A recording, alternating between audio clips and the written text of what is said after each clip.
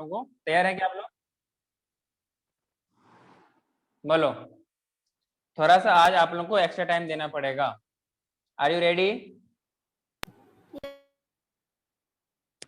हाँ जी।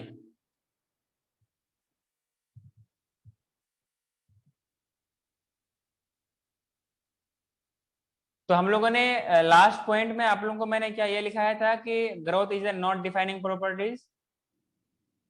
नहीं, ये नहीं करवाया है? ग्रोथ नहीं, रिप्रोडक्शन कर।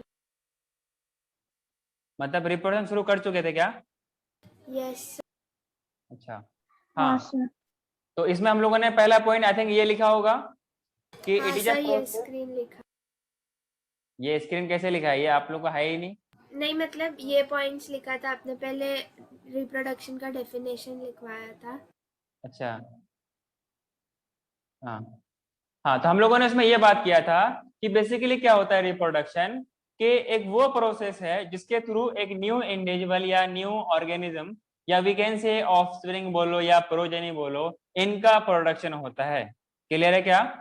तो it is a process through which new individual या ऑफस्प्रिंग या what we can say progeny का प्रोडक्शन होता है। इसी प्रोसेस को हम लोग क्या बोलते हैं? रिप्रोडक्शन बोलते हैं। हाँ कि ना? अरे हाँ बोलो सर। ना। हाँ। और फिर नेक्स्ट हम लोगों ने इसमें ये बात करना था कि क्या ये डिफाइनिंग प्रॉपर्टीज है कि नहीं है, क्या ये डिफाइनिंग फीचर्स है कि नहीं है, अगर है तो क्यों है, नहीं है तो क्यों नहीं है। ठीक है ना? अगर जब हम लोग किसी लिविंग ऑर्गेनिज्म के अंदर एनालाइज करते हैं और नॉन लिविंग को देखते हैं तो मालूम चलता है कि ये तो फैक्ट है कि there is no any non living organism which have, और जिसके अंदर रिप्रोडक्शन की ये प्रोसेस होती है। क्लियर है क्या? ये तो फैक्ट है कि सिर्फ और सिर्फ लिविंग के अंदर ही होती है। आखिर जब इतना पता है कि सर जब लिविंग के अंदर होती है, then why it is not the defining properties. तो मालूम चलता है कि हम लोगों ने पढ़ा था और सर ने बताया था और एनसीईआरटी में लिखा है कि डिफाइनिंग प्रॉपर्टीज वो प्रॉपर्टीज होती है जो सारे के सारे ऑर्गेनिज्म पे एप्लीकेबल हो और इनका कोई एक्सेप्शन ना हो। हाँ कि ना? हाँ सर। तो आप लोगों ने पहला पॉइंट लिखा था, क्या लिखा था? कि प्रोडक्शन ऑफ न्यू इंडिविजुअल और प्रोजेनी और ऑफस्प्रिंग, इसको हम लोग बोलते हैं ऑफस्प्रिंग। रिप्रोडक्शन। ठीक है ना? यस। ये वाला पॉइंट लिखा था क्या? It is a process through which species continue their generation. अगर हम चाहते हैं कि हमारा वजूद रहे, अगर हम चाहते हैं कि वी पीपल्स हैव इसका एग्जिस्टेंस रहे, माइक्रोब्स चाहता है, बैक्टीरिया चाहता है, फंजाई चाहता है या प्लांटी किंगडम चाहता है कि उनका वजूद रहे, उनका एग्जिस्टेंस रहे, so they will have to be get a process, जिसके अंदर एक प्रोसेस होना पड़ेगा और उस प्रोसेस का नाम क्या है? रिप्रोडक्शन। क्या नाम है? रिप्रोडक्शन। बात मेरी क्लियर है आप लोगों को? हाँ। यस। तो reproduction is a process through which an organism continue their generation. अगर हम चाहते हैं कि हमारा जनरेशन कंटिन्यू रहे, हमारा खानदान बरकरार रहे, आपका खानदान बरकरार रहे, आपका जनरेशन बरकरार रहे, आपका परिवार बरकरार रहे, आपके अंदर की जो मान लो कोई बहुत बड़ा आपके अंदर क्या है, आप लोगों का क्या है, बहुत बड़ा वर्टिकन से फार्म हाउस है या करोड़ों अरबों का प्रॉपर्टी आपके पास है, बहुत बड़े खान पठान ऐसा कुछ है आप लोग, या बहुत बड़े जो कुछ भी सब होता है, इस तरीके से चाहते हैं कि आपका ये जनरेशन कंटिन्यू रहे। इसके लिए हमें क्या करना पड़ेगा? एक प्रोसेस है जिनके थ्रू पूरे नेचर को गुजरना पड़ेगा, उसको हम लोग क्या बोलते हैं? रिप्रोडक्शन। मतलब अगर हम हैं तो मेरे बाद कौन रहेगा? उसके लिए अपने को क्या करना पड़ेगा? रिप्रोडक्शन एक प्रोसेस को फॉलो करना पड़ेगा। ये नेचर का नियम है। अगर आप चाहते हैं कि आपका स्पीशीज इस दुनिया में रहे, you have to do a process that is the reproduction. Clear है क्या? So it is a process through which an species continue their generation. इसी का नाम क्या होता है? रिप्रोडक्शन। अब रिप्रोडक्शन क्या होता है हम लोग अलग अलग जगह में देख सकते हैं, चाहे तो वो मल्टी सेलुलर हो सकता है या फिर वो यूनिसेलुलर हो सकता है। अगर हम लोग मल्टी सेलुलर की बात करें, मैं फास्ट तो नहीं बोल रहा हूँ नहीं। आर्या, फास्ट तो नहीं बोल रहा हूँ, आकांक्षा मेरी आवाज आ रही है, जीवन मेरी आवाज आ रही है? Yes. अगर किसी का बैकग्राउंड से कोई आवाज नहीं आ रही है तो आप लोग माइक ऑन ही रखिए, ठीक है? यस। हाँ। So reproduction in case of multicellular organism is a production of progeny having features more or less similar to those of parents. अगर हम लोग मल्टीसेलुलर की बात करें, मतलब हायर ऑर्गेनिज्म के बारे में बात करें, तो वहां अपने को यह मालूम चलता है कि उसमें रिप्रोडक्शन क्या होता है कि it is a process of production of progeny which have और possessing features more or less, कहने का मतलब थोड़ा बहुत सिमिलर होते हैं किनके जैसा, पेरेंट्स के जैसा। हम में से हर एक कोई ना कोई पेरेंट्स की कुछ ना कुछ फीचर्स इनहेरिट करते हैं, बाद बाकी हम लोग एक नया वेरिएशन पे लेके आते हैं, हाँ कि ना, और कुछ Yes. अपने एंशिएंट या अपने प्रीवियस जनरेशन का कैरेक्टर्स लेके आते हैं, लेकिन वही कैरेक्टर्स आएगा जो कैरेक्टर डोमिनेंट होगा। क्या होगा? डोमिनेंट। डोमिनेंट क्या होता है? जो अपने आप को हर हाल में हर कंडीशन में एक्सप्रेस करे, हाँ कि ना। यह मतलब नहीं कि सर अपने को नहीं आता है तो हम टेस्ट नहीं देंगे ना, अपने को नहीं आता है तो हम टेस्ट नहीं देंगे। टेस्ट देने से क्या होता है? आत्मविश्वास, सेल्फ कॉन्फिडेंस बढ़ती है। आप लोगों का जगह मैं होता तो मैं तो टेस्ट देता, क्योंकि मुझे टेस्ट की बेनिफिट पता है। इस टेस्ट में हम क्या करते हैं, ठीक है मुझे कुछ नहीं आता, ए बी सी क्या होता है पता नहीं, ए टू जेड क्या होता है पता नहीं, 1 2 3 क्या होता है पता नहीं, इंटीग्रेशन क्या होता है पता नहीं, बेसिक मैथ क्या होता है पता नहीं, डिफरेंशिएशन क्या होता है पता नहीं, लेकिन हम एग्जाम देते हैं। जूलॉजी क्या होती है ये भी पता नहीं, बॉटनी क्या होता है ये भी पता नहीं, मोल कंसेप्ट क्या होती है ये भी नहीं पता, एटॉमिक नंबर क्या होता है, एवोगैड्रो नंबर क्या होता है, और क्या बोलते हैं उसको, वॉल्यूम क्या होता है, कुछ नहीं पता। मास नंबर ना पता, ना एटॉमिक नंबर ना पता, ना वैलेंसी पता, कुछ भी नहीं पता, लेकिन हम एग्जाम देते। इससे हम ये आइडिया हासिल करते कि एग्जाम देते कैसे हैं, एग्जाम के अंदर का एग्जाम का फियर खत्म होता है। खैर कोई नहीं, मैं आप लोगों की जगह हूं नहीं तो मैं क्या बोल सकता हूँ आगे। तो मैंने क्या बोला कि reproduction in case of multicellular organism is a production of progeny possessing features more or less, means थोड़ा बहुत सिमिलर। मोरलेस का मतलब क्या होता है? थोड़ा बहुत, which is similar to those of parents. इसी को हम लोग क्या बोलते हैं? रिप्रोडक्शन बोलते हैं।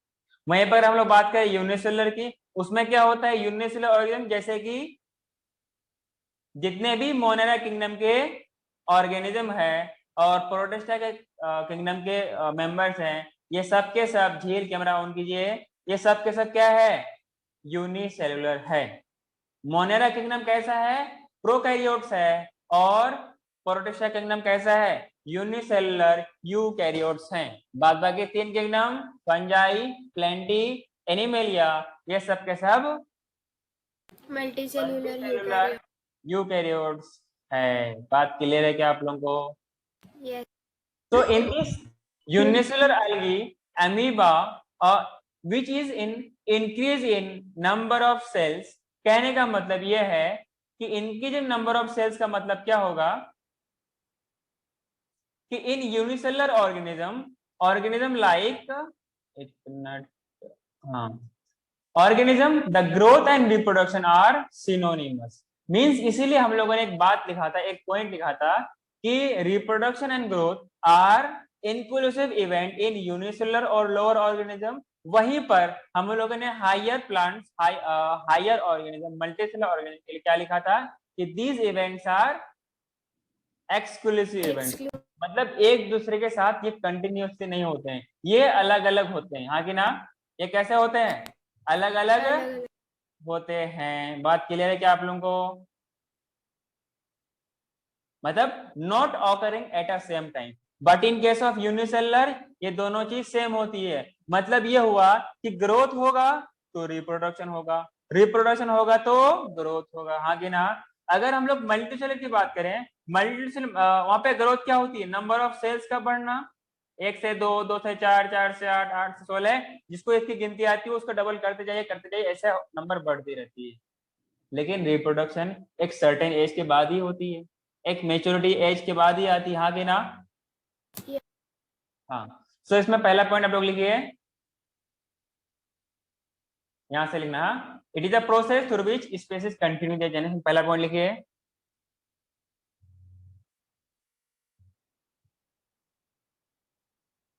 झील आपका लिखना, आपको नहीं लिखना है? लिख लिया। कब लिखा? ओके। तो आप समझ नहीं रहे थे, आप लिख रही थी। समझना नहीं है आपको? समझा।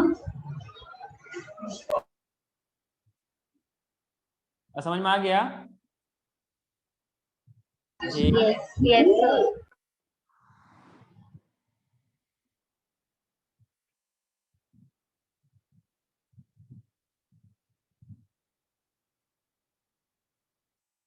अच्छे से सजा के नोट्स लिखिए, ताकि जब आप सेल्फ स्टडी करें तो आपको पढ़ने में आसानी हो। कभी भी कोई डाउट्स हो किसी भी टाइम पूछ सकते हो। कोई तकल्लुफ की जरूरत नहीं कि सर सो रहे हैं, सर जाग रहे हैं, उसको कोई टेंशन की जरूरत नहीं है। जब भी कोई डाउट्स हो इजीली बेझिझक बेखौफ होकर पूछ सकते हो।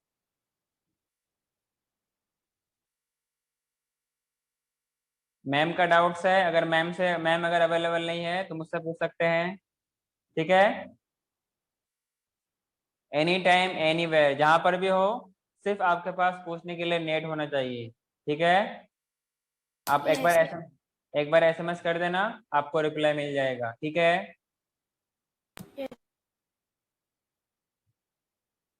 क्या आप लोगों को मेरी बात समझ में आ रही है?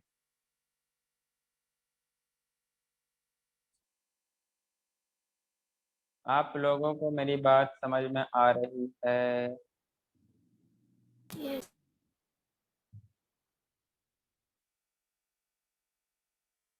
Write down the second point. Reproduction in case of multicellular organism is the production of progeny having features more or less थोड़ा बहुत similar to those of parents, हाँ कि ना?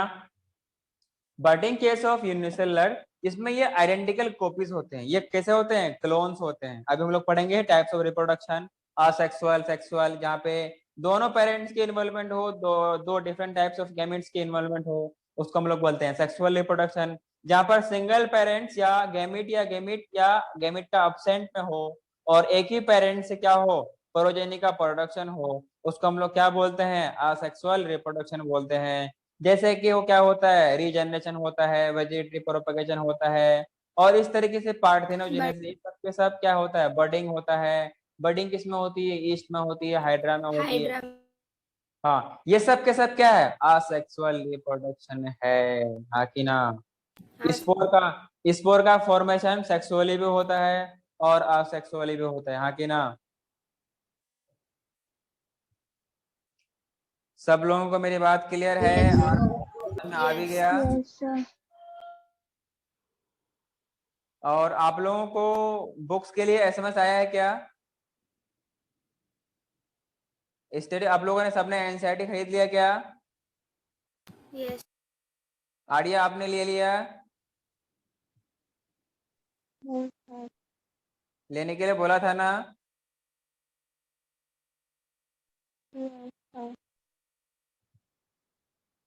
आप लोग एनसीईआरटी जल्द से जल्द लीजिए। प्लस आप लोगों का बुक्स आ गया है, आप लोग कोचिंग में आके अपना अपना बुक्स ले लीजिए, ठीक है?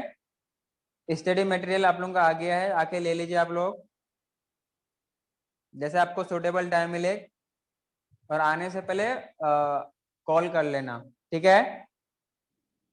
यस और पूरा किताब को मैं दिखाऊं आप लोगों को, किताब क्या आप लोगों का? यस मैं आपको जूलॉजी किताब दिखा रहा हूँ। ये रहा आपका जूलॉजी किताब, ठीक है? नीट जूलॉजी, आगे ना? यस यस ये पूरा जूलॉजी का है, ठीक है ना?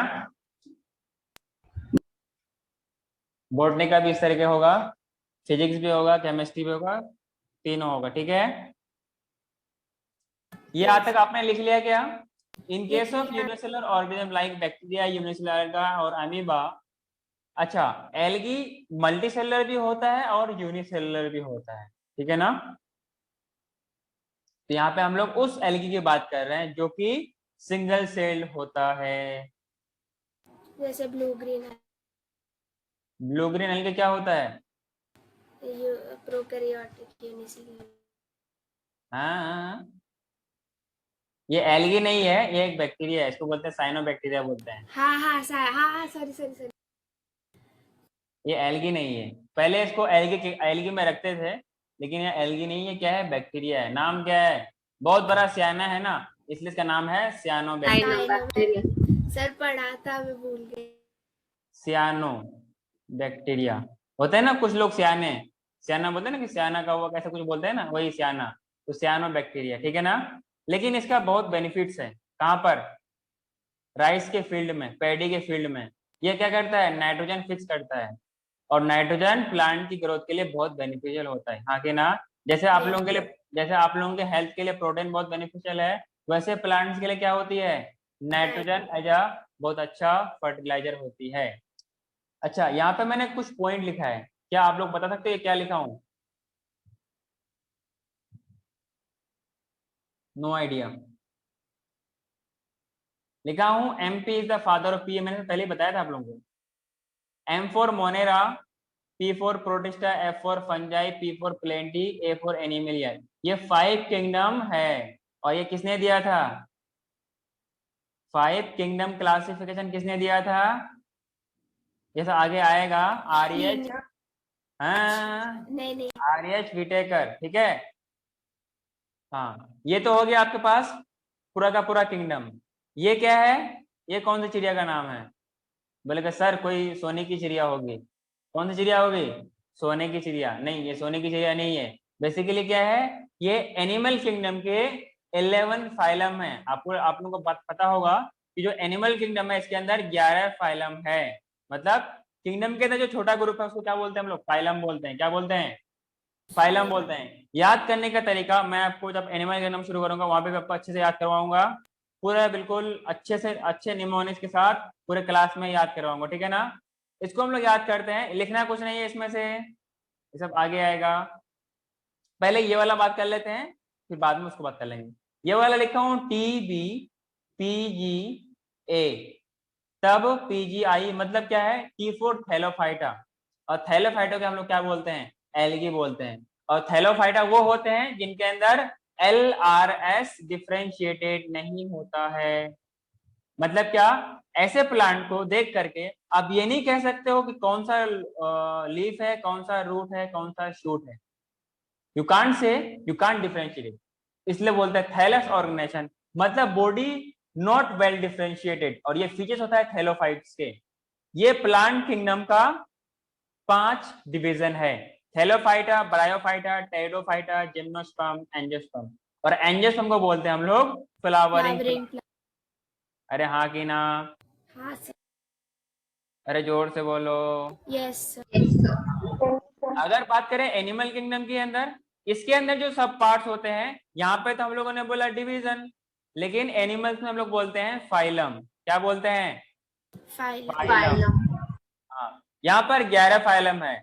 कभी आप लोगों को मौका मिले तो दिल्ली जाना, दिल्ली में एक जगह है CP, CP का मतलब है कनॉट। कनाट। गए हैं आप? हाँ सर। अच्छा कोई बात नहीं, अच्छी बात है। हाँ, कभी जाना हो तो बताना, ठीक है ना। यहाँ पे क्या है, PCCP मतलब पर्सनल कार्ड से, और CP एक अच्छी जगह है मार्केटिंग के लिए। हाँ। कनॉट प्लेस एक बहुत सारे मूवीज वगैरह में इसका सीन आता है, और गाने वगैरह में तो खैर इसका नाम लिया ही जाता है। मतलब बहुत फेमस जगह है, बहुत सारे वहाँ पे ऑफिशियल बिल्डिंग्स है गवर्नमेंट की, और प्लस मार्केटिंग प्लेस बहुत अच्छा खासा है। तो पर्सनल कार्ड से CP जाएंगे, क्योंकि क्योंकि अम्मी अब्बू, मतलब मम्मी और पेरेंट, मम्मी और पापा को क्या बोलते हैं, अम्मी अब्बू बोलते हैं ना। अम्मी अब्बू आएंगे, और महक आपकी छोटी बहन का नाम है या बड़ी बहन का नाम है, क्योंकि महक भी आएगी। P4 क्या है, पोरीफेरा, नाम सुना होगा तो, Porifera, Coelenterata, Cnidaria, Platyhelminthes, Aschelminthes, Annelida, Arthropoda, Mollusca, Hemichordata, Echinodermata, और ये कोर्डेटा। गिन लो, 11 हैं, 1 2 3 4 5 6 7 8 9 10 11। मैंने गलत तो नहीं गिना? नहीं। हाँ, तो इस तरीके से हम लोग याद करते हैं, ठीक है ना। मैं मॉर्निंग वाले बैच को बताया था, इसलिए मैं सोचा कि आपको बता दूं, ताकि आप लोग दोनों के दोनों बैच बराबर रहो, ठीक है ना। तो जो आपने नेक्स्ट पीछे लिखा था, जो यूनिसेलर, उसका मतलब क्या है कि it means in multicellular organism the growth and reproduction are synonymous, या मतलब सेम। अरे हाँ कि ना?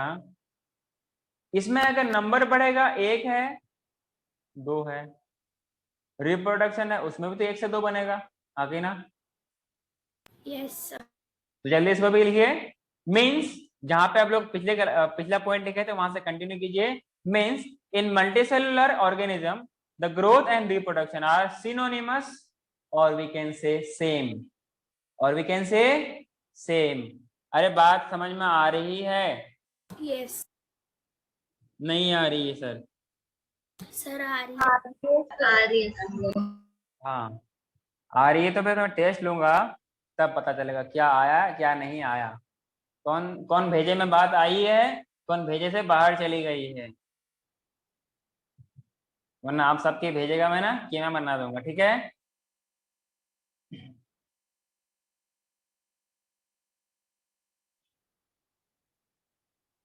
आ रही है बेटा? आपका कैमरा ऑफ क्यों है? आप क्लास में है तो? युक्ता आपको समझ में आ रही है क्या? Yes sir. बेटा आर्या, आपका आपके पेरेंट्स को आपसे बहुत एक्सपेक्टेशन है, समझ रहे हो आप मेरी बात? आपको मेहनत बहुत करना पड़ेगा, यस सर। पता है ना आपको? आपकी एक्सपेक्टेशन ज्यादा है, इसलिए आप सबको चाहिए, हर पेरेंट्स को अपने बच्चों से बहुत एक्सपेक्टेशन होती है, वो बहुत मेहनत करते हैं आप लोगों के लिए। हाँ आकांक्षा बेटा बोलिए। आकांक्षा मेरी आवाज आ रही है आपको?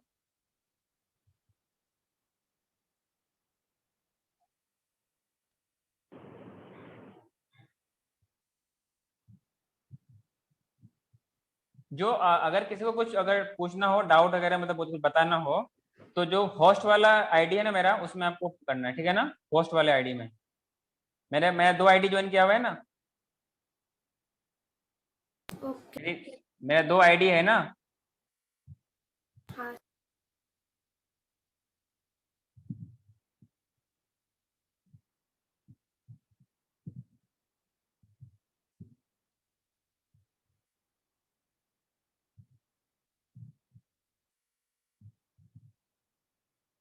तो अगर जिसको कुछ कहना हो तो वो होस्ट वाले आईडी में करना, ठीक है?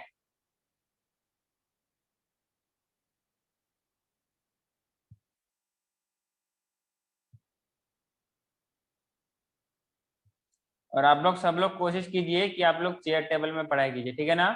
जितना लिखने बोल रहा हूँ उतना ही लिखना है, उससे आगे नहीं लिखना है, लिख लिया है सर। उससे आगे नहीं लिखना है। सो जब इतना हम लोग डिस्कस किए तो मालूम ये चला, मालूम क्या चला?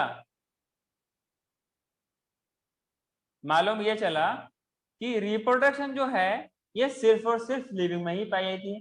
कभी आपने देखा है कि एक पहाड़ से 2 पहाड़ हो गया है, एक सैंड ड्यून से 2 सैंड ड्यून्स हो गया है? ये मेरा पेन है, ये वो वाला पेन है जिससे आप लिख रही है, अलग पेन, ठीक है ना? ये अलग पेन है जिससे मैं आप लोगों को लिखता हूँ स्क्रीन पे, ठीक है ना? ये अलग पेन। सो एक पेन से 2 पेन होता नहीं, तो मालूम चला कि रिप्रोडक्शन नॉन लिविंग में होती नहीं है, ठीक है ना? रिप्रोडक्शन लिविंग में होती नहीं, नॉन लिविंग में होती नहीं। लेकिन ऐसा है क्या सारा का सारा लिविंग ऑर्गेनिज्म रिप्रोड्यूस करता है? नहीं जब सर। आप अपने नजरों को पूरे दुनिया में दोहराओगे, पूरी दुनिया में दोहराने की जरूरत नहीं, अपने आसपास ही दोहराओगे, तो आपको कुछ मिलेंगे वर्कर बीज। क्या मिलेंगे? अरे क्या मिलेंगे बोलो ना? वर्कर बीज। Human infertile couples means sterile couples, infertile couple या म्यूल, जो ऐसे हैं जो कि रिप्रोड्यूस नहीं करते हैं। क्या मतलब ये नॉन लिविंग है? नहीं सर।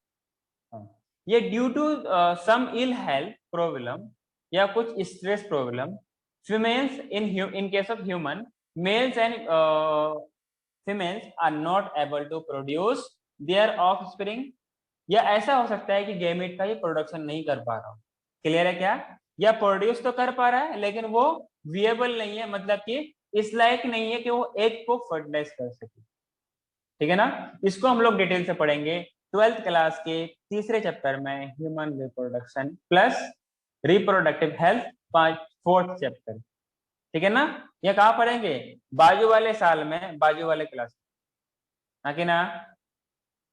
फिलहाल के लिए इतना ही है कि स्टेरल वो होते हैं जो कि अपने क्या तो गैमेट्स को प्रोड्यूस नहीं कर सकते हैं। फाइनली क्या कहने का मतलब यह है कि वो ऑफस्प्रिंग का प्रोडक्शन नहीं कर सकता। तो क्या हम कह सकते हैं नॉन लिविंग है? नहीं सर। क्या सबके सब एग्री हो मेरे बात से? Yes, sir. एक यहाँ पर टर्म लिखा हो म्यूल्स, कोई बताएगा म्यूल्स क्या होता है? सर वो हॉर्स और डोंकी का क्रॉस ब्रीड होता हाँ, अब ये एक होता है म्यूल्स, एक होता है हिनी, दोनों ही इनफर्टाइल होते हैं, हाँ कि ना। Yes, sir. एक होता है हिनी, एक होता है म्यूल्स। अगर अगर अगर हॉर्स अगर फीमेल हो, इनका मेटिंग मैं कराऊं मेल डोंकी के साथ, जो ऑफस्प्रिंग आएगा उसको हम लोग बोलेंगे हिनी। क्या बोलेंगे? है। हाँ। म्यूल्स क्या होती है? अगर फीमेल डोंकी हो, इनका मेटिंग, इनका इंटरकोर्स, इनका सेक्स किसके साथ कराऊं? फीमेल डोंकी के साथ, तो जो प्रोजेनी बनेगा उसको क्या बोलेंगे? म्यूल्स बोलेंगे।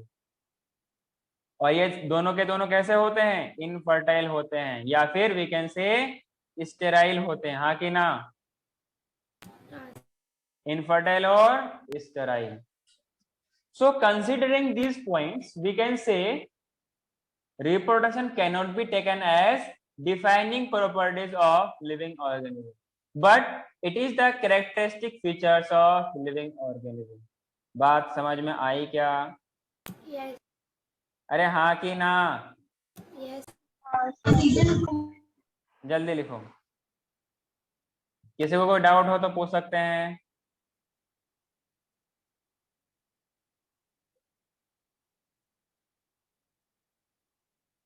ये लिख लिया था क्या आप लोगों ने?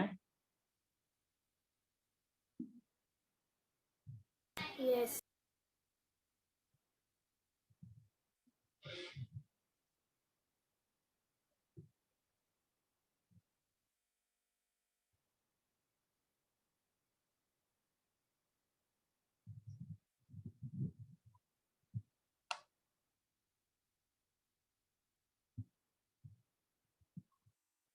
लिखा क्या? लिख लिया सर। एवरीवन? आर्या, झील, आकांक्षा? Yes, sir. मतलब आप लोग पता है क्या करते हो? अपनी बात खत्म करने से पहले ही माइक बंद कर देते हो।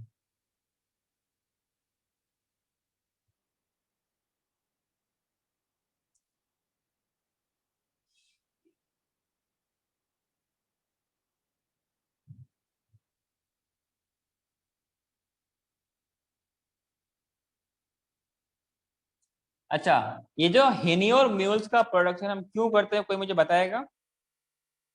Anyone? Can anyone of you can tell me why do we, ये वो लोग ऐसा क्यों करते हैं? Any idea? सोचो क्या होना चाहिए।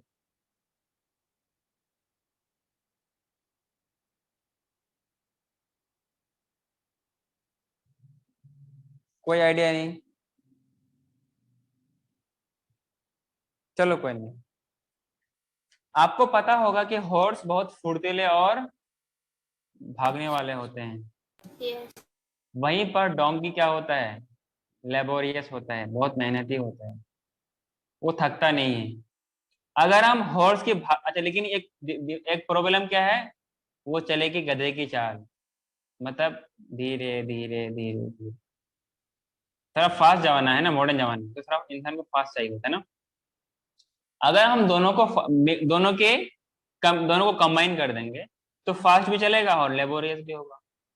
मतलब एक साथ में दोनों काम, मतलब घोड़े का भी काम करेगा और ये गधे वाला भी काम करेगा, मतलब डोंकी वाला भी काम करेगा। इसीलिए दोनों को जब जो लोग एनिमल हस्बेंड्री के लिए काम करते हैं, वो लोग जानबूझ के भी इसको हाइब्रिड बनाते हैं। इसको वो लोग बोलते हैं हाइब्रिड। और ये अपने आप में भी होता है, अपने आप से भी करते हैं। ठीक है,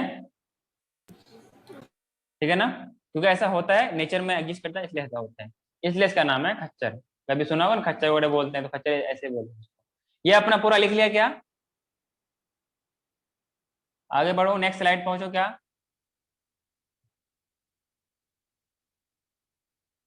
किसी का छूटा? हाँ सर, एक मिनट। छूटा क्या है? हाँ एक मिनट। सर ये लिख बैक करोगे बेटा? हाँ एक बार ऊपर।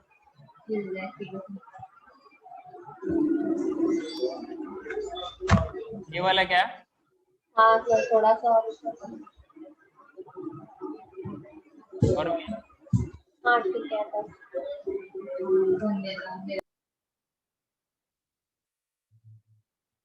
सर मुझे क्या होगा बेटा? एक क्वेश्चन था। हाँ पूछिए। तो अब सर, जब सवाल पूछना है तो माइक क्यों बंद कर देते हैं? हाँ सर। हाँ सर बोलिए। सारे म्यूल्स में वो कैरेक्टरिस्टिक्स दोनों की मिलती है? हाँ क्योंकि म्यूल को। ऐसा हाँ बोलो। सर, दोनों मतलब हॉर्स की भी कैरेक्टरिस्टिक्स शो करती है और डोंकी की भी। मतलब ये ना, नहीं तो ये हॉर्स की तरह होगा, नहीं ये गधे की तरह होगा। ठीक है नहीं ना? मतलब अगर एक चीज के अलील्स होंगी अलग अलग, तो हाँ ऐसा हो सकता है ना कि कभी वो ना शो करे वो वाली अलील। तो सब म्यूल्स शो करते हैं क्या वो अलील? नहीं देखो, जैसे तो हम लोग इसको जानबूझ के कराते हैं ना, तो जो इनका कैरेक्टर, इसमें भी बात आएगा डोमिनेंट वाली ना, तो वो सारा जब देखो बात आती है कि दोनों जाइगोट फर्टिलाइज कर रहा है कि नहीं कर रहा, दोनों गैमेट फर्टिलाइज कर रहा है कि नहीं कर रहा है। अगर फर्टिलाइज कर रहा है, इसका मतलब जो जीन्स है उनका पेयरिंग भी हो रहा होगा। यस। हाँ, हॉर्स और डोंगी में ज्यादा फर्क नहीं है, ये दोनों आपस के रिलेटेड जीनस के अंदर आते हैं। समझ रहे हो क्या? ये आपस यस। के आसपास के, ज्यादा दूर के नहीं है। ह्यूमन और जैसे ह्यूमन और एनिमल्स में होता है, इतना बड़ा डिफरेंस नहीं है, जानवर ही तो है। ठीक है ना? Okay sir. तो उसके अंदर वो दोनों मिल के दोनों का कॉम्बिनेशन होती है, हॉर्स की तरह। आपके डाउट क्लियर है? यस। हो गया सर।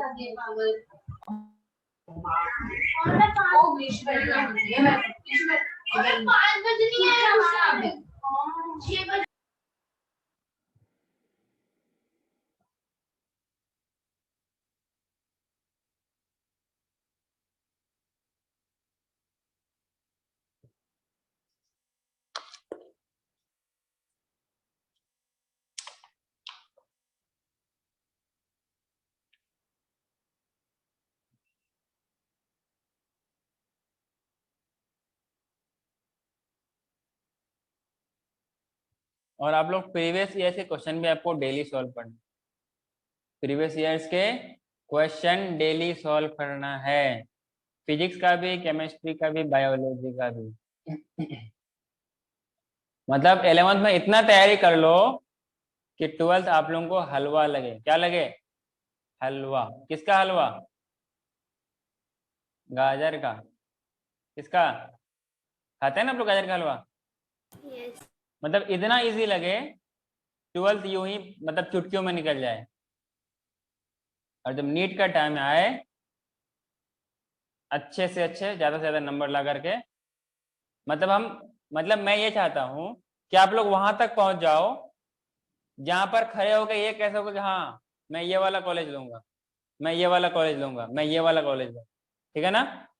मतलब जहां पर अपना उंगली का इशारा करो, वो कॉलेज आपका, मतलब कॉलेज आपका नहीं, उसमें से एक सीट आपका। ठीक है? यस। नेक्स्ट लिखो टाइप्स ऑफ रिप्रोडक्शन। नेक्स्ट लिखो। सो इस बात के बाद मालूम चलता है कि reproduction is not defining properties of living organism. ये बात अलग है कि एक कैरेक्टरिस्टिक फीचर्स है किसका? लिविंग ऑर्गेनिज्म का, क्योंकि इसका एक्सेप्शन है और ये सिर्फ और सिर्फ लिविंग में ही पाई जाती है। दो अफेक्टेड थे ना, कि सिर्फ और सिर्फ लिविंग में हो और कोई एक्सेप्शन ना हो, मतलब सारे ऑर्गेनिज्म पे एप्लीकेबल हो। बात मेरी क्लियर है? यस बात समझ में आ रही है? Yes sir. एक ही आवाज आ रही है क्लास में, ऐसा लगता है मेरे क्लास में एक ही स्टूडेंट है। Yes sir. Yes sir. अभी तीसरा 3 आवाज है। और दो यस सर कहाँ हैं? झील, यस सर। आकांक्षा,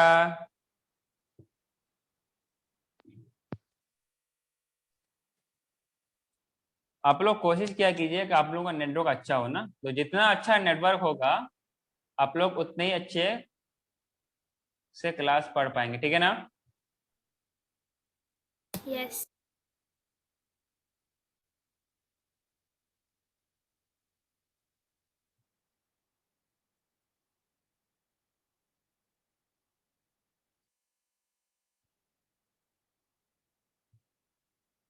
आप लोगों का फिजिक्स की क्लास कब होती है?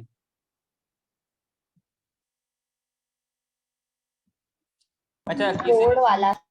नहीं नहीं नहीं, अच्छा ये आर्या, आपको फिजिक्स में समझ, फिजिक्स आपको समझ में नहीं आया था ना? क्या सर? आपने कहा कि आपको फिजिक्स समझ में नहीं आया है, कहा था सर मैं नहीं क्लासेस में क्या? मैंने क्लासेस ज्वाइन नहीं किए थे। नहीं, आपने कहा कि आपको फिजिक्स समझ में नहीं आया है, तो सर ने आपसे पूछा था कि फिजिक्स समझ में आ रहा है कि नहीं आ रहा है? हाँ मतलब मैंने जब से ज्वाइन किया तब से समझ आ रहा था, बट पहले का वो बाद में नहीं होता अच्छा है। पहले का, तो उसका उसका फिर क्या करो, उसका बैकअप क्लास ले लिए हो? देने वाले हैं सर। और मैम ने कुछ रिकॉर्डिंग भी भेज दिया था, वो भी करेंगे। Okay okay. हाँ, जब सर ने आपसे पूछा कि बेटा कोई दिक्कत है, आप झूठ बोल रहे हो, आपने बोला नो सर, आगे ना, तो हर एक बच्चे की फिक्र रखी जाती है, जो कोई दिक्कत कहीं नहीं आनी चाहिए ना। अपन लोग हैं आप लोगों को समझाने और पढ़ाने के लिए, सिखाने के लिए, ठीक है? युक्ता कैमरा ऑन रखिए। नेक्स्ट लिखिए टाइप्स ऑफ रिप्रोडक्शन। अरे बोलो ना, यस। किसी का छूटा तो नहीं है ना? नहीं sir. No sir. Types of reproduction का मतलब, पहला है आपके पास असेक्सुअल रिप्रोडक्शन, दूसरा है sexual reproduction. Basically asexual reproduction हम कई तरीके से डिफाइन कर सकते हैं, मतलब गेमेट एक ही, या गेमेट का इन्वॉल्वमेंट हो भी सकता है, नहीं भी हो सकता है। पेरेंट्स एक ही होगा, हाँ कि ना, जिसमें मियोसिस नहीं होगा, सिंगल पेरेंट्स इन्वॉल्वमेंट होंगे। सो reproduction in which gametic fusion और fertilization and meiosis are not involved and only one parent is involved is called so. So का मतलब क्या है? सेक्सुअल। Asexual reproduction. हाँ सही बोला, असेक्सुअल। कभी मैं भावना में बह जाता हूँ तो ये हट जाता है और क्या बन जाता है, वो सेक्सुअल रिप्रोडक्शन बन जाता है, क्योंकि मेजोरिटी ऑफ ऑर्गेनिज्म में यही होता है। इसलिए लोग मेजोरिटी को याद रखते हैं, माइनॉरिटी को भूल जाते हैं। आप लोगों को मेजोरिटी को भी याद रखना है और माइनॉरिटी को भी याद रखना है, कि ठीक है?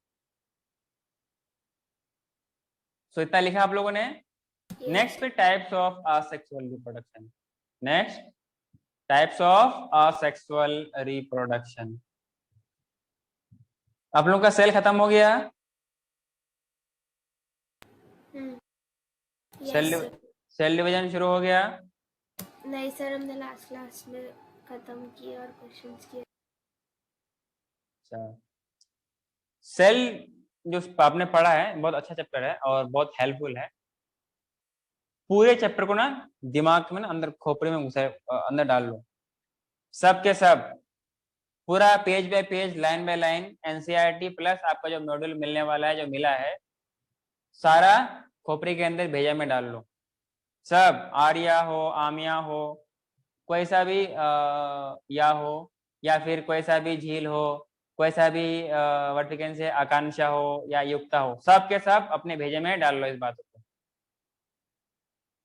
बायोलॉजी में आपको पूरा फुल में फुल आना चाहिए, क्योंकि बायोलॉजी आप लोगों के सब्जेक्ट है, किसी में तो फुल आना चाहिए ना। मेडिकल जो इंजीनियरिंग वाले होते हैं उनका मैथ्स में आता है या उनका फिजिक्स में आता है, ठीक है ना।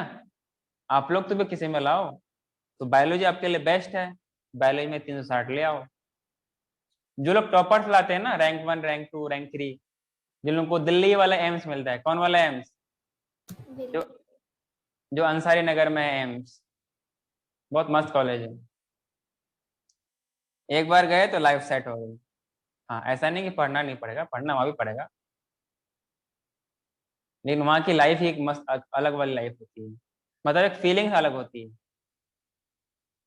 जिस काम में करने से फीलिंग्स है ना, वो काम करने में मजा ही कुछ और आता है। आप लोग रिस्पॉन्स दे तो मुझे अच्छा लगता है, आपसे ज्यादा एनर्जेटिक मैं हो जाता हूँ। आप लोग बोलोगे ही नहीं खुद, फिर अपने भी एनर्जी डाउन हो जाती है ना। लिखा क्या, लिख लिया। Types of asexual reproduction.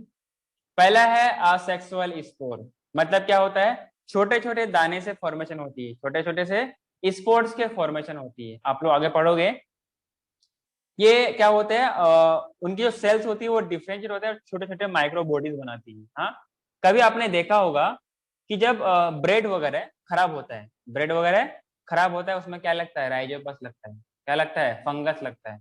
तो कभी जब, हाँ ब्रेड मोल्ड, गुड, तो उसके ऊपर जब टच करोगे ना, कुछ आपको स्लिपरी स्लिपरी पाउडरी सा मांस दिखेगा। बेसिकली क्या होता है, वो स्पोर्स होते हैं। जब आप माइक्रोस्कोप के थ्रू देखोगे ना, तो उनके सरफेस पे छोटे छोटे दाने होते हैं, और उनको, उन दाने को क्या बोलते हैं, उन पार्ट्स को क्या बोलते हैं, स्पोर्स बोलते हैं। तो जैसे ही उसके लिए बेसिकली जनरली क्या होता है, स्पोर्ट्स की फॉर्मेशन अनफेवरेबल कंडीशन के अंदर होती है। तो जैसे ही उसको फेवरेबल कंडीशन मिलती है, उनके जो, अगर वो किसी स्ट्रक्चर के अंदर फॉर्म हो रहा हो, किसी स्ट्रक्चर के अंदर फॉर्म हो रहा हो, जैसे फेवरेबल कंडीशन आएगा, बस्ट कर जाएगा और सारे के सारे स्पोर्स रिलीज हो जाएंगे बाय एयर या किसी भी मोड से।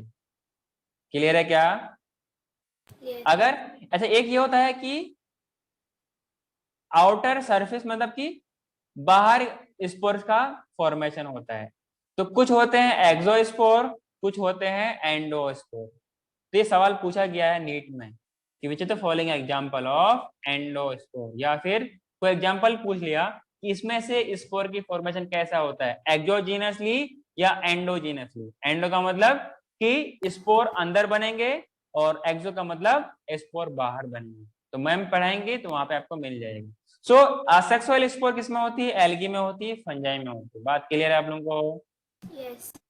नेक्स्ट है बडिंग। बडिंग में क्या होता है, बॉडी के पार्ट्स में एक आउटग्रोथ होती है, और आउटग्रोथ होते होते एक इंडिविजुअल कंप्लीट ऑर्गेनिज्म जैसा बना लेता है। और वो जब वो कंप्लीट अपना ऑर्गेनिज्म से बना लिया, छोटे छोटे बल्ब लाइक स्ट्रक्चर का आउटग्रोथ होते होते एक नया ऑर्गेनिज्म बना लिया, फिर वो डी अटैच हो जाता है, मतलब वहां से अलग हो जाता है। इसको हम लोग क्या बोलते हैं, बडिंग बोलते हैं। और एग्जाम्पल क्या है, हाइड्रा और ईस्ट। कौन सा ईस्ट, ईस्ट वेस्ट वाला ईस्ट या ये अलग ईस्ट वाला, ईस्ट। ईस्ट। हाँ वाई वाला ईस्ट, ठीक है ना।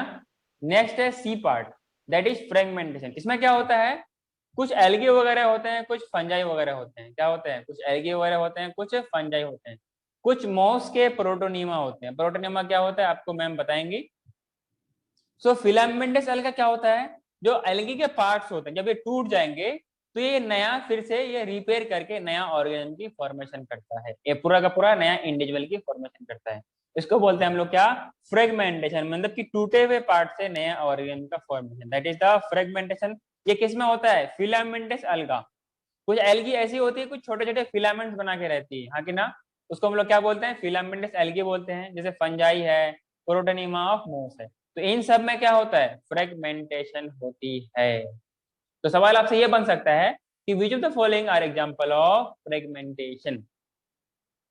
क्या बोलोगे, filamentous algae, fungi, protonema of moss. हाँ, फंजाई का, फंजाई सिंगुलर है प्लूरल है, फंजाई सिंगुलर है। गुड गुड, फंजाई सिंगुलर है, किसने बोला, आम- मैम ने। आमिया। अच्छा आमिया, मुझे लगा मैम बोल रही है। अरे फंगाई सिंगुलर कैसे बेटा, सोचो। अच्छा एल्गी क्या है, सिंगुलर प्लूरल?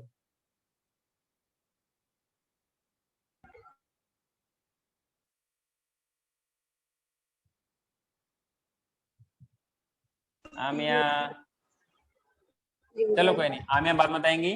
झील आप बताइए। प्लूरल है algae। सिंगुलर क्या होता है? एक ही algae बहुत सारे होते हैं और algae एक सिंगल होगा। ई यहाँ आएगा तो वो प्लूरल। ई हट जाएगा ना, ई हट जाएगा। आर्या कैमरा ऑन कीजिए। यहाँ पे फंजाई, फंजाई का फंजाई क्या है, प्लूरल है। फंजाई क्या है, प्लूरल फॉर्म है, हाँ कि ना? इसका सिंगुलर क्या होता है, फंगस। क्या होता है, बोलते हैं ना ब्रेड में फंगस लग गया, क्या लग गया, फंगस। कौन सा गस? फंगस। हाँ फंगस, ठीक है ना? आमिया बात क्लियर है? यस। भूलोगे तो नहीं? फंगस और फंजाई, एल्गी और एल्गा और एल्गी। ये आपने लिख लिया क्या? नहीं। लिखो।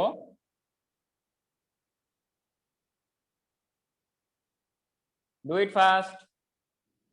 आज थोड़ा सा मैं एक्स्ट्रा लेक्चर लेना चाहता हूँ, क्या आप लोगों के पास टाइम है? सर लिख लिया। Everyone done it? Yes sir। Yes sir। दो आवाज और नहीं आई।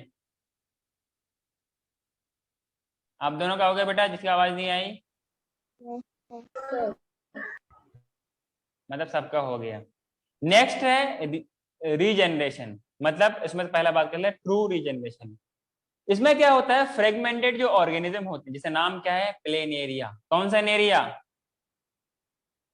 प्लेनेरिया। इधर मैं लिखता हूं प्लेनेरिया। ये नीट में पूछा गया है, ठीक है ना, कि ट्रू रीजनरेशन या हाई रीजनरेशन कैपेसिटी किस में पाई जाती है, किस में पाई जाती है? प्लेनेरिया। प्लेनेरिया, ठीक है ना? सो इसमें क्या होता है, फ्रेगमेंटेड ऑर्गेनिज्म जो टूटे हुए पार्ट्स होते हैं, ये रीजनरेट करते हैं from the lowest part of its body. क्या बोला? Fragmented organism regenerate the lowest part of the body. मान लो ये उसका पूरा क्या है, बॉडी है, अगर ये कट गया तो ये पूरा का पूरा पार्ट वो रीजनरेट करेगा, और we can say lowest part and become a new organism, आगे ना? इसको क्या बोलते हैं हम लोग, ट्रू रीजनरेशन बोलते हैं। और ये प्लेनेरिया में पाया जाता है। इसमें पाया जाता है प्लेनेरिया में। प्लेनेरिया। हाँ, सर पूछे कौन सा नेरिया, तो आप लोगों को बोलना है प्लेनेरिया। प्लेनेरिया। और ये नीट में पूछा गया है, आई थिंक 18 या 90 में पूछा गया सवाल, ठीक है ना? तो ऐसे ही सवाल बच्चे बच्चे वाले सवाल पूछे जाएंगे, और आपको नेगेटिव नहीं करना है, नेगेटिव नहीं करना है, नेगेटिव नहीं करना है। मैंने 3 बार क्यों बोला, मैं और भी आगे भी बोलूंगा, कई बार बोलूंगा और बार बार बोलूंगा, नेगेटिव नहीं करना है। जो नेगेटिव किया उसके चारों तरफ नेगेटिविटी आ जाएगी। अब जब नेगेटिविटी आ जाएगी तो फिर आपका सिलेक्शन हो नहीं पाएगा, ठीक है ना? जल्दी लिखो। सर रीजनरेशन शायद हाइड्रा में भी होता है ना? रीजनरेशन हाइड्रा में, उसमें तो बर्डिंग होता है ना? हाँ शायद दोनों। चलो उसको देखेंगे, मेरे को उसमें याद नहीं, मैं छोटी थी 8th में तभी शायद पढ़ा। नहीं, budding is famous for hydra is, ठीक है ना? And regeneration is famous for starfish, lizard, planaria, ठीक है ना? सो एक होता है रीजनरेशन, उसी का है true regeneration, the process in which only the lowest part of the body is repaired और रीगेन, जैसे कि स्टारफिश, लिजार्ड। इसमें क्या होता है, नया ऑर्गेनिज्म बनता है, इसमें नया ऑर्गेनिज्म नहीं बनता है, सिर्फ लोएस्ट पार्ट। क्या बात है, क्लास में कोई मुस्कुरा भी रहा है, कोई खास बात है क्या? कौन मुस्कुरा रहा है? हाँ, सो कोई नहीं, चलो कोई बात नहीं, शायद मैंने गलत देख लिया। तो मैंने क्या बोला कि हाउस लिजार्ड है, स्टारफिश है, इसमें क्या होती है, ऑर्गेनिज्म का लोस्ट पार्ट रिपेयर होती है, इसको क्या बोलते हैं, रीजनरेशन बोलते हैं, हाँ कि ना? और ये स्टारफिश और लिजर्ड में पाई जाती है। लेकिन इसमें क्या होती है, कंप्लीट ऑर्गेनिज्म की या न्यू ऑर्गेनिज्म की डेवलपमेंट होती है। एम आई अंडरस्टैंडेबल और नॉट? Yes. ये आवाज भी आ रही होगी। Yes. Yes. आगे बढ़ूं मैं? Yes.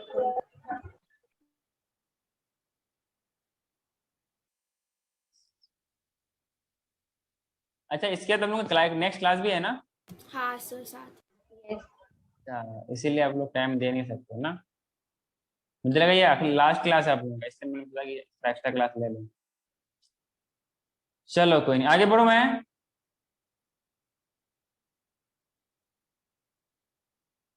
किसी का छूटा क्या है? Yes. No. नहीं नेक्स्ट लिखो सेक्सुअल रिप्रोडक्शन। नेक्स्ट लिखो सेक्सुअल रिप्रोडक्शन। इसमें ज्यादा कुछ नहीं, बस डेफिनेशन लिखना है।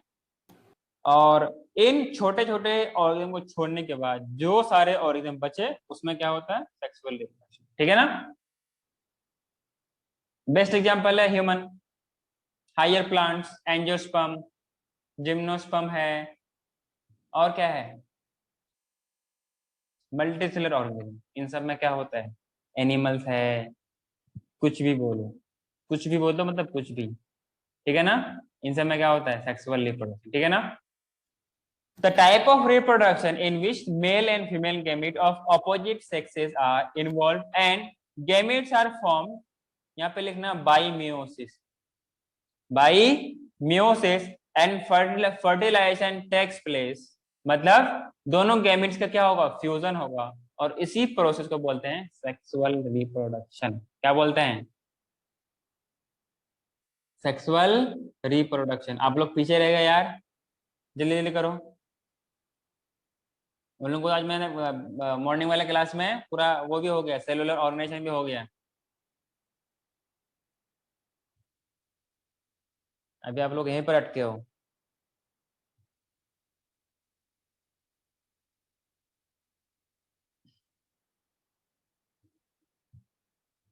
मेरी बात क्लियर है क्या? Yes, sir. अच्छा, आप लोगों को ब्रेक चाहिए क्या? ब्रेक वाला टाइम अगर दे सकते हो तो दे देना। ठीक है सर। सबको सब अगर एग्री होंगे तो आर्या चलेगा बिना ब्रेक का? Yes. ब्रेक में आप लोग खाते पीते हैं फिर क्या? नहीं आगे बढ़ो मैं? हम्म, नेक्स्ट लिखो मेटाबॉलिज्म। कौन सा बॉलिज्म? मेटा मेरे ख्याल से नया नाम नहीं होगा, जाना पहचाना होगा, सर ने पहले भी बताया है और पहले भी हमने बताया था और एक्सप्लेन भी किया था। मेटाबॉलिज्म एनाबॉलिज्म होती है, कैटाबॉलिज्म होती है। मेटाबॉलिज्म अच्छा कहाँ पढ़ा था? ग्रोथ के अंदर। कहाँ पढ़ा था? ग्रोथ के अंदर। ठीक है ना? बेसिकली मेटाबॉलिज्म क्या है? बेसिकली दीज आर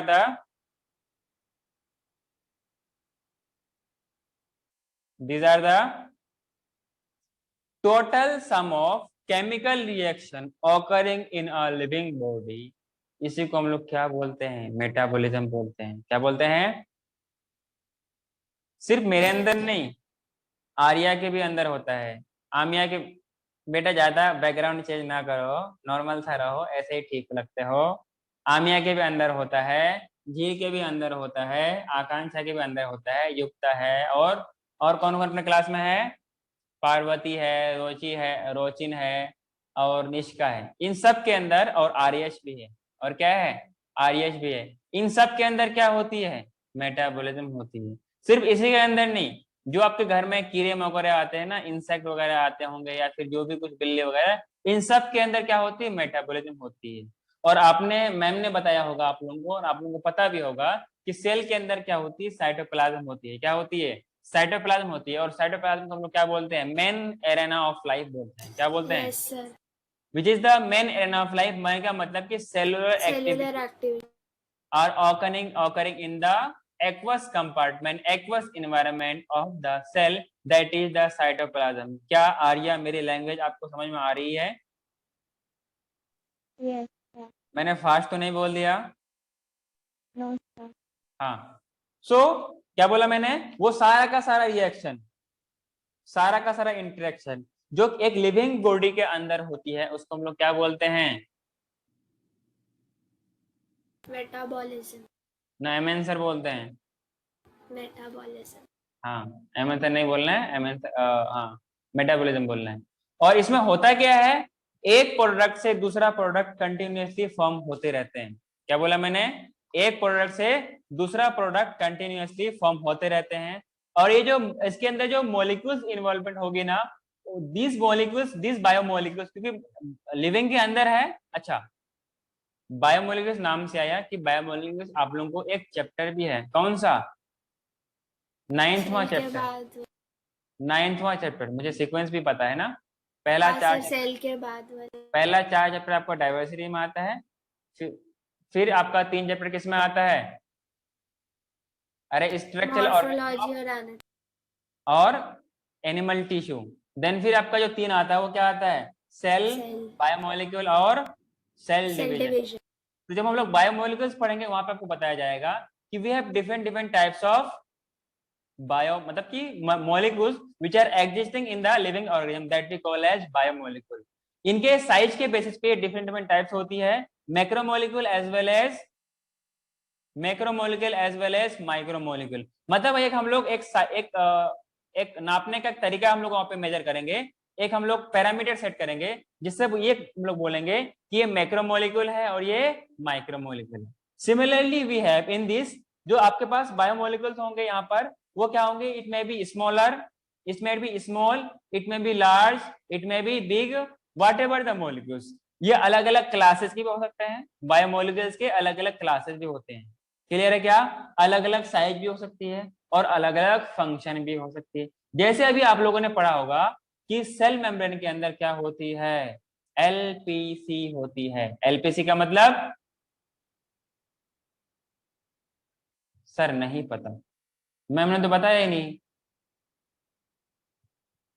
मैम ने नहीं बताया ना। आर्या, मैम ने नहीं बताया? अरे बोलो तो। झील, मैम ने नहीं बताया क्या? मैम ने बताया है, आप लोगों को पता नहीं। एलपीसी का मतलब होता है लिपिड्स, प्रोटीन, कार्बोहाइड्रेट। अरे अलग अलग जगह में अलग अलग कंपोनेंट्स का अलग अलग फंक्शन भी है। वहां पर न्यूक्लिक एसिड का भी है जो कि जेनेटिक मटेरियल के तौर पे काम करता है। किसके तौर पे काम करता है? जेनेटिक मटेरियल के तौर पे काम करता है। वहां पर कैल्शियम जो होते हैं, कैल्शियम आयन होता है, सोडियम आयन होता है, फॉस्फोरस होता है, बहुत सारी चीजें होती है। अरे होती है कि नहीं होती है? सो ये कॉन्स्टेंटली बनते हैं और ये टूटते रहते हैं, कभी ये रुकते नहीं है। और यहाँ पर अपने लिविंग बॉडी के अंदर क्या होती है? मोलिकुलर ट्रैफिक होती है। मोलिकुलर ट्रैफिक का मतलब ये होता है कि जैसे कि ट्रैफिक आपके जिस एरियाज में रहते हैं, कोई मुंबई पे रहता है, कोई दिल्ली पे रहता है, कोई आगरा पे रहता है, कोई अलग अलग जगह पे अलग अलग लोग रहते हैं, आगे ना। सो इन दिस, लेकिन यहाँ पे तो ट्रैफिक होती है, लेकिन अब अगर लिविंग के अंदर ये इतना कोऑर्डिनेटेड मैनर पे, इतना एक वेल अरेंज नेचर ने बनाया है इसे, इसमें क्या होती है? कभी भी कोई ट्रैफिक नहीं होती है, आगे ना। कभी भी कोई टकराव होती नहीं है। मतलब एक प्रोडक्ट बनता है, इससे दूसरा बनता है, बी बनेगा, बी से सी बनेगा। ये कॉन्स्टेंटली बनते हैं और ये टूटते रहते हैं और कभी भी ये इक्विलिब्रियम पे नहीं रहेंगे। जिस टाइम इक्विलिब्रियम हुआ इसका मतलब गया काम से, ठीक है ना। इक्विलिब्रियम पे नहीं रहते हैं, मतलब चाहे तो आप लोग आगे पढ़ोगे इक्विलिब्रियम पे, और इक्विलिब्रियम कहां पर होगी आपके पास? 11th के केमिस्ट्री में। अरे नहीं, 11th की केमिस्ट्री में पार्ट टू नहीं, पार्ट 1, सॉरी, जिसमें एटॉमिक स्ट्रक्चर है उसी में मिलेगा आपको, ठीक है ना। तो केमिस्ट्री में आप लोग पढ़ोगे, वहां पे आपको ये बात बताई जाएगी कोई भी सिस्टम इक्विलिब्रियम पे काम नहीं करता है। मतलब आप चाहोगे कि आप आराम से ऐसे लेट के पढ़ाई करो, आपकी पढ़ाई नहीं होगी। मतलब सिस्टम को काम करने के लिए एक कंफर्ट जोन नहीं चाहिए। आप कंफर्ट जोन में कभी भी पढ़ाई नहीं कर सकते। हाँ, ये होना चाहिए एक एप्रोप्रिएट इन्वायरमेंट हो आपके पढ़ाई के लिए। बात समझ में आ रही है क्या? सो मॉलिक्यूल्स कॉन्स्टेंटली बनते हैं, टूटते रहते हैं, मतलब एक मॉलिक्यूल से दूसरा, दूसरे से तीसरा, इस तरीके से चलते रहते हैं, और एक बायोमोलिक्यूल से दूसरा बायोमोलिक्यूल कंटिन्यूअसली फॉर्मेशन होते रहते हैं। बात क्लियर है क्या? और इस तरीके का कन्वर्जन जो कि केमिकल रिएक्शन है, these types of conversions are the chemical reaction, और इसी केमिकल रिएक्शन को हम लोग क्या बोलते हैं? मेटाबॉलिक रिएक्शन बोलते हैं। So there are we have thousands of metabolic reaction, metabolic interaction which are occurring। मैंने इनिशियल क्लास में बताया था कि अपने बॉडी के अंदर या मेटाबॉलिज्म में नियरली 5000 टाइप्स ऑफ इंटरेक्शन हुआ करती है। कितना? एक लिविंग ऑर्गेनिज्म के अंदर 5000 टाइप्स ऑफ इंटरेक्शन हुआ करती है, चाहे वो यूनिसेलुलर हो, मल्टीसेलुलर हो, प्लांट्स हो, एनिमल्स हो, या फिर फंजाई हो, या फिर माइक्रोब्स हो, या कोई भी लिविंग ऑर्गेनिज्म हो। इन सब के अंदर क्या होती है? मेटाबॉलिज्म होती है, और मेटाबॉलिज्म होने की वजह से ही वो लाइव होता है। So the sum total of all the chemical reaction occurring in our body, इसको हम लोग क्या बोलते हैं? मेटाबॉलिज्म बोलते हैं। जब आप किसी नॉन लिविंग पार्ट्स को देखोगे तो वहां पे कभी भी आपको नहीं मिलेगा कि लिविंग ऑर्गेनिज्म के अंदर मेटाबॉलिज्म होती है। So we can say no non living object exhibit metabolism. बाहर से जाकर पूछना, ओए तुम्हारे अंदर मेटाबॉलिज्म होती है? तुम्हारे पास सामने आसपास में पानी का बोतल होगा, उससे पूछो, तो क्या उससे पूछना कि बेटा पूछो कि हाँ बेटा तुम्हारे अंदर क्या मेटाबॉलिज्म होती है? वो लगा नहीं सर, नहीं मैम, मेरे अंदर मेटाबॉलिज्म नहीं होती, क्योंकि हम दो नॉन लिविंग है। ठीक है ना? एक सवाल आता है, अगर आपको पूछना नहीं हो मत पूछो, मैं बता रहा हूँ क्या सवाल आपके होने चाहिए। सवाल ये है कि क्या सर जो हम लोग लैब में रिएक्शन करते हैं वो क्या है? जो हम लोग आर्टिफिशियल कर रहे हो तो ठीक है, वो तो नॉन लिविंग है, लेकिन अगर सिमिलर कंडीशन का रिएक्शन अगर हम लैब में करेंगे तो वो क्या लिविंग होगा, नॉन लिविंग होगा? सर आपने तो ये बहुत बड़ा सवाल पूछ लिया, ये क्या कहना चाह रहे हैं आप? सो बेसिकली जो मेटाबॉलिज्म अपने बॉडी के अंदर होता है हम लोग सेल फ्री मीडियम पे लैब में कर सकते हैं, लेकिन वो श्योरली ये तो है कि वो लिविंग रिएक्शन तो है, लिविंग ऑर्गेनिज्म नहीं है। बात समझ में आ रही है क्या आप लोगों को? लिविंग ऑर्गेनिज्म तो है पर लिविंग रिएक्शन तो है, पर वो लिविंग ऑर्गेनिज्म नहीं है। मेरी बात समझ में आ रही है आपको क्या? So we can say all living organism either may be unicellular, multicellular, exhibit metabolism, and no non-living object shows metabolism. So we can say metabolism is the defining properties of living organism. बात clear है क्या? And all organs are made of small or big biomolecules. These chemicals perform thousands of reactions and form some other chemicals also in the bodies of living organisms. All plants and animals, fungi and microbes exhibit metabolism. बात आप लोगों को समझ में आ रही है क्या? Yes अरे नहीं आई, बोलो सर। आई क्या? तो जल्दी लिखिए आप लोग। कहाँ से लिखना है आप लोगों को? यहाँ से ना, जल्दी लिखिए।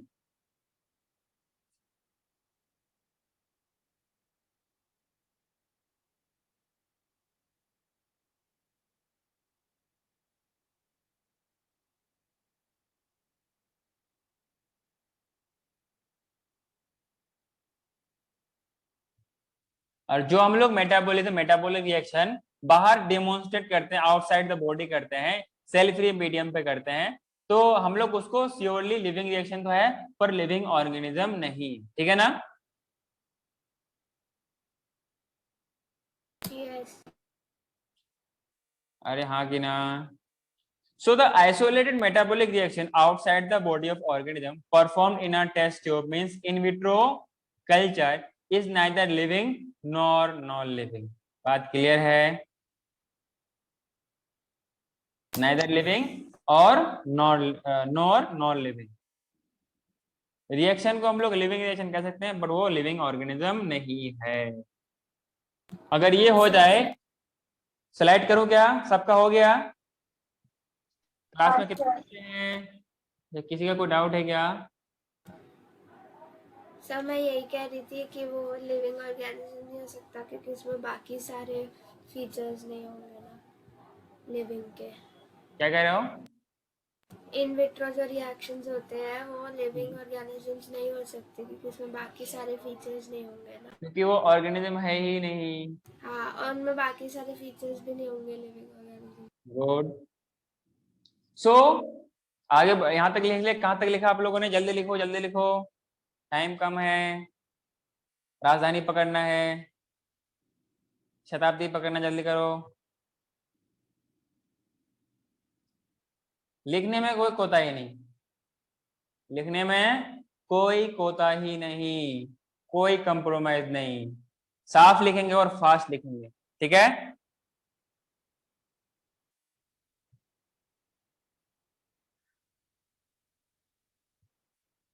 सर हो एवरीवन, एवरीवन डन? अरे हुआ क्या?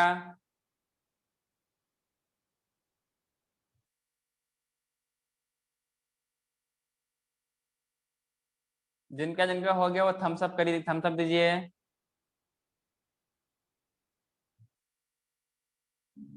गुड।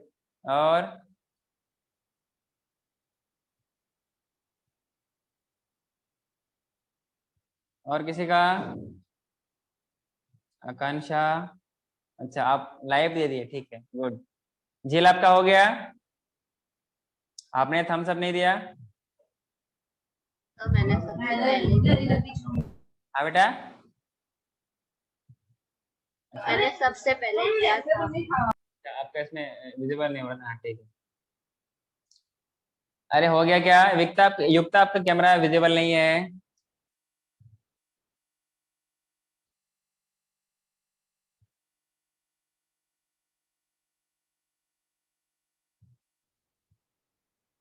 अरे लिखा क्या?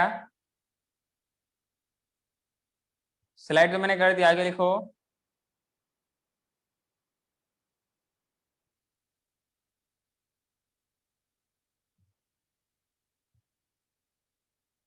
बच्चे क्लास में हो क्या? यस। मुझे लगा आप लोग गुमसुम हो गए।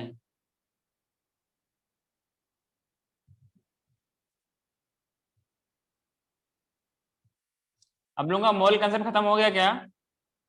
ये अब नया क्या एटॉमिक स्ट्रक्चर है क्या? हाँ वो स्टार्ट किया। अच्छे से पढ़ना है, इसके बहुत मतलब बहुत मजे वाले चैप्टर हैं और बहुत सिंपल चैप्टर है, मतलब फ्री में फ्री वाला क्वेश्चन मिलता है इससे। अगर आपको बायोमोलिकुल्स आती है ना, आप पूरे फिजिकल केमिस्ट्री में कमांड कर सकते हो। मतलब मान के चलो 15 क्वेश्चन फिजिकल केमिस्ट्री, 15 क्वेश्चन का मतलब 60 नंबर, मतलब मस्त वाला क्वेश्चन। मतलब मेरी नजर में सबसे इजी कौन सा था? Physical chemistry.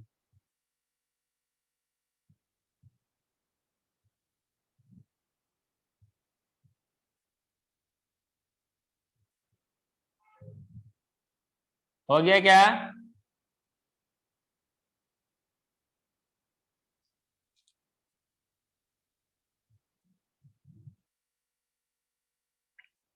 सर आप एक बार चेक करोगे क्या हाइड्रा करता है रीजनरेशन? मेरे को अभी भी डाउट है कि हाइड्रा रीजनरेशन चलो ठीक है, आप लिखो, आप लिखो, मैं देख रहा हूँ, ठीक है।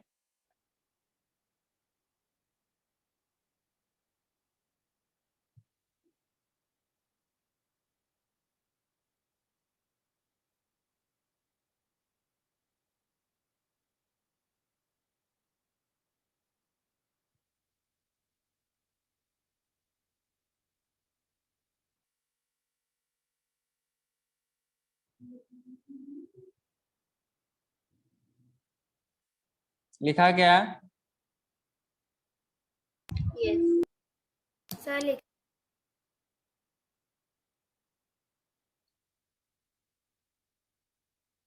मतलब यहाँ तक लिख लिया आप लोगों ने? हाँ सर वहाँ तक।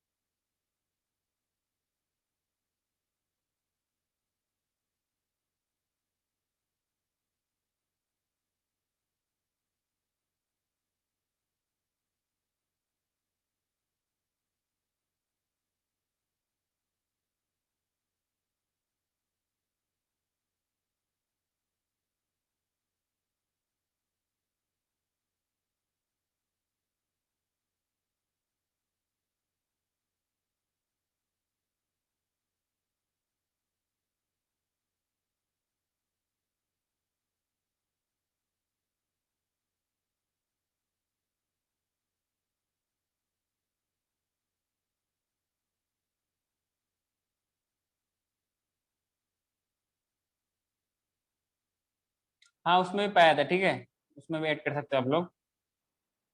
ओके हमारे पास सच सच हुए ना। वैसे अगर बात किया जाए ना तो आपको ध्यान रखना है किसके बारे में, प्लेन एरिया के बारे में, ठीक है। एरिया के। बस समझ में आ रही है आप लोगों को? यस यहाँ तक सबने लिख लिया। यस नेक्स्ट लिखो सेलुलर ऑर्गेनाइजेशन। अभी सेलुलर ऑर्गेनाइजेशन आप लोग जस्ट पढ़े ही होंगे, बस थोड़ा सा मैं आपको रिवाइज करवा देता हूँ। So metabolism is the defining properties of living organism. तो अब तक ये पहला फैक्टर है जो कि लिविंग डिफाइनिंग है। ऑर्गेनिज्म का क्या है, डिफाइनिंग प्रॉपर्टी। डिफाइनिंग भी। इसके लिए थम्स अप दे दो। So next we have cellular organisation. Good.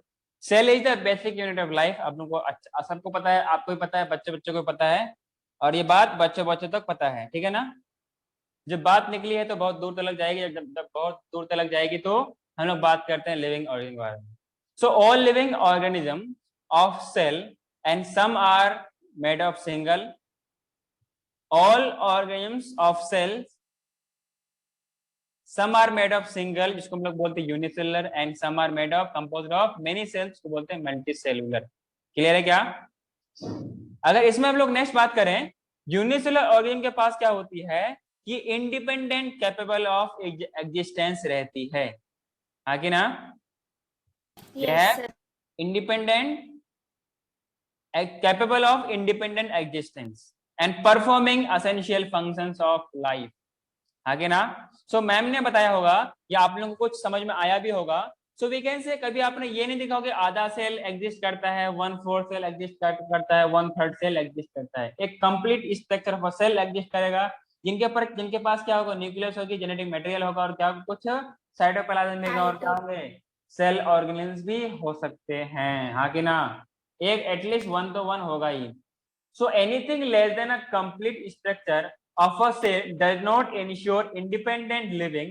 Hence, cell is the fundamental structural functional unit of living organism. क्या मेरी बात आप लोगों को समझ में आई कि नहीं आई? Yes sir. कभी भी आपसे कोई पूछे कि इसको हम लोग फंक्शनल क्यों बोलते हैं, फंडामेंटल क्यों बोलते हैं, 10 पॉइंट बोलने से बेहतर है ये वाला पॉइंट उसके मुंह पे चिपका दो।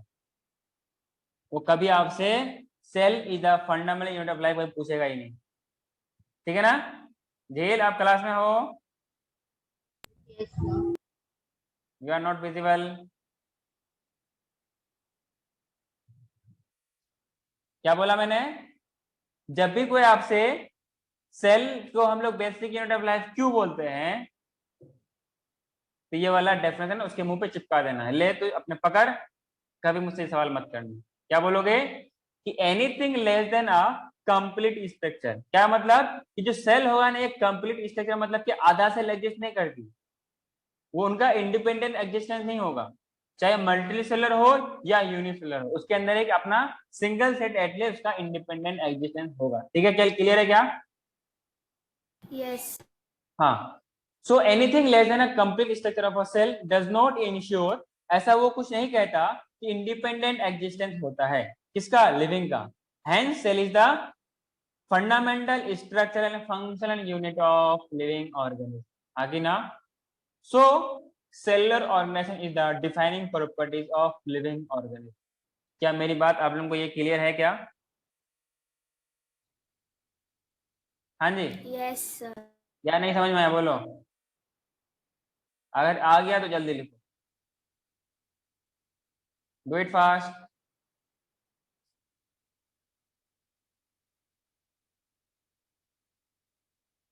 जल्दी लिखो।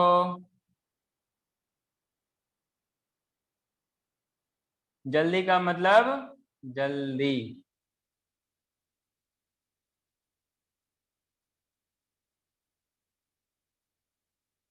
जल्दी का मतलब क्या होता है? जल्दी। अच्छा आप लोग ये बताएंगे कि एपीडी कैंडोलिन ने क्या दिया था?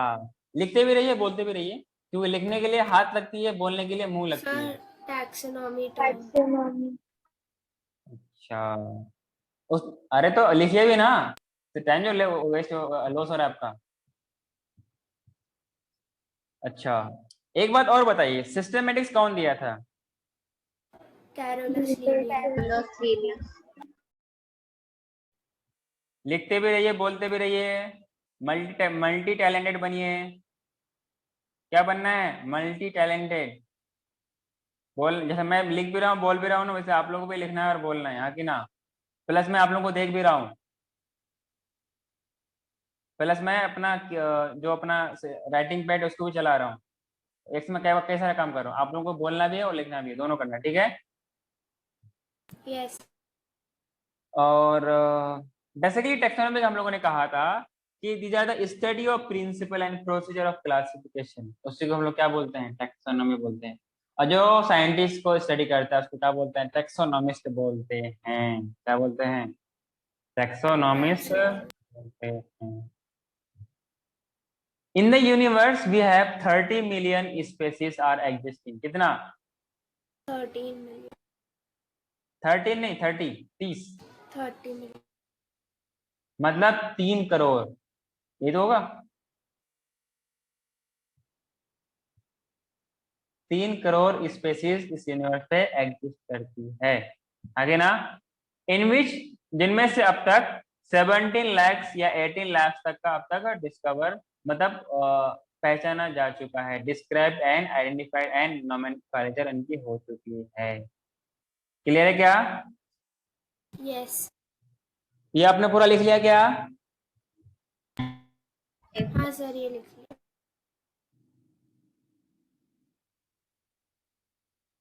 कोई लेफ्ट?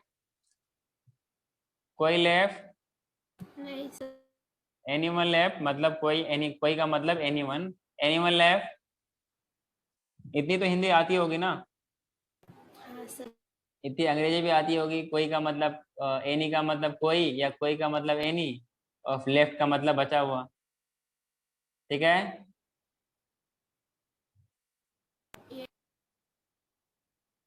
अरे लिखा कि नहीं?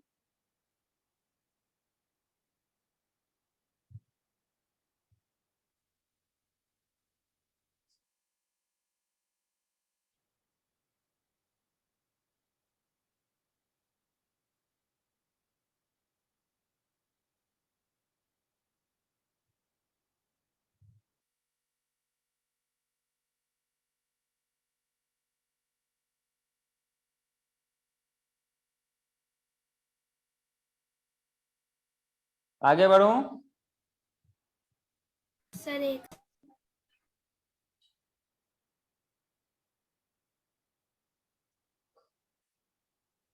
हो गया सर।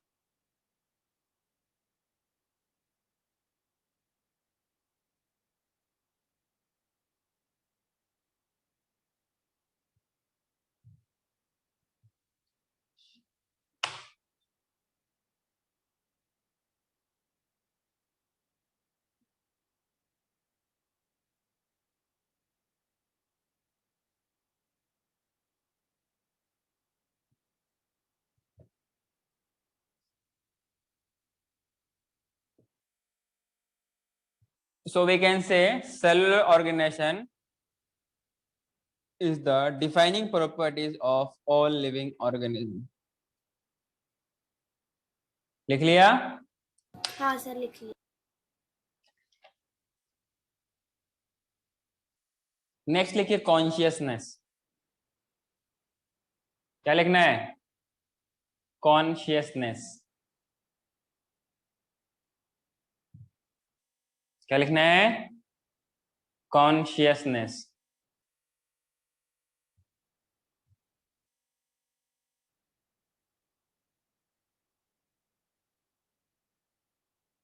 लिखा क्या?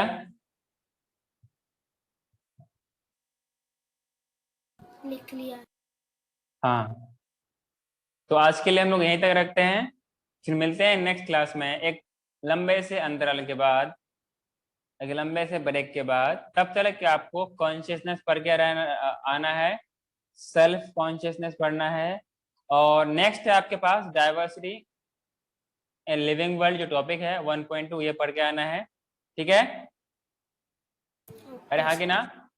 सर। Okay sir.